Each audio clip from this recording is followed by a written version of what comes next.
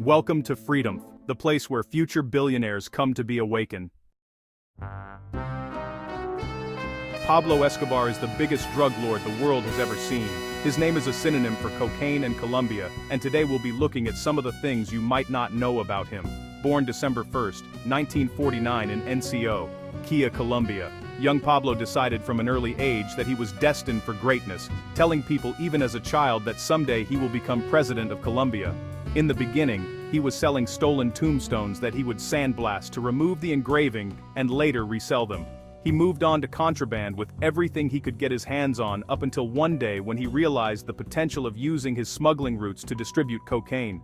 The rest perpetuated him into a legend, and we strongly recommend you guys checking out the drama series Narcos, available on Netflix, for more details on how he rose to power, how he grew it, and at the end lost it.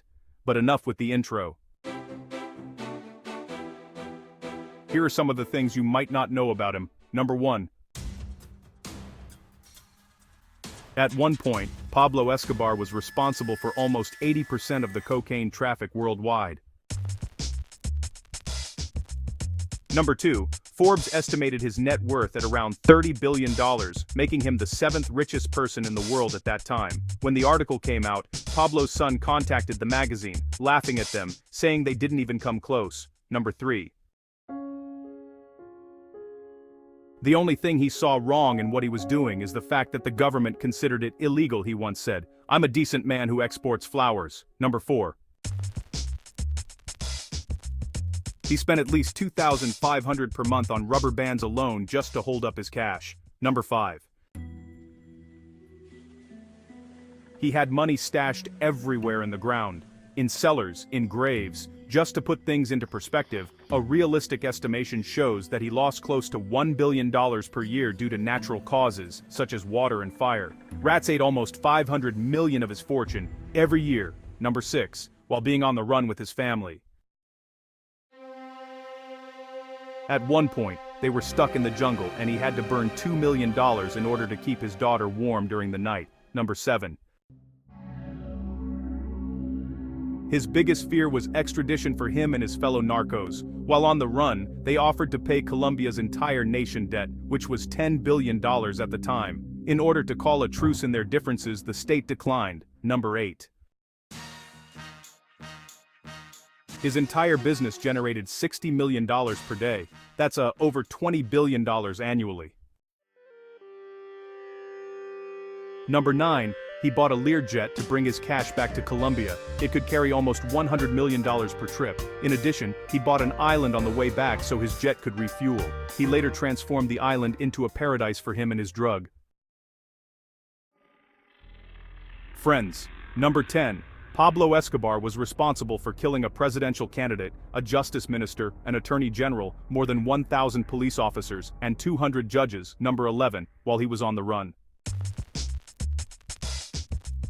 It was, really difficult to get from one safe house to another, so he and his army of bodyguards actually used a public bus.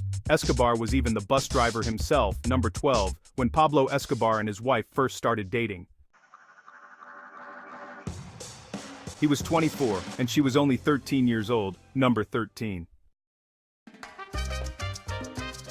He purchased 20 square kilometers of land and turned it into an incredible recreation place for his family, which included a zoo filled with exotic animals he brought from all around the world. He even spent $1 million to train some Himalayan egrets to stay in one single tree.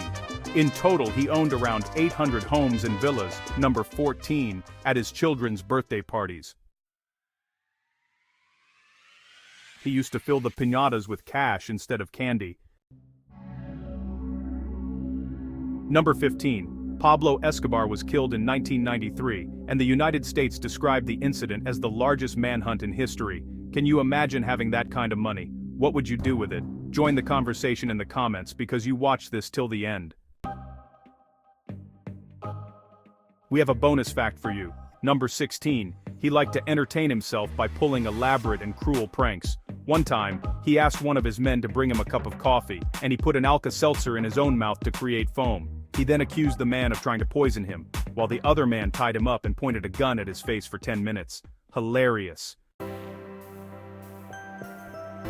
Make sure to subscribe so you never miss a video if you want more. We hand-picked these videos you might enjoy, or head over to Freedomph for the best in fine living content on the planet.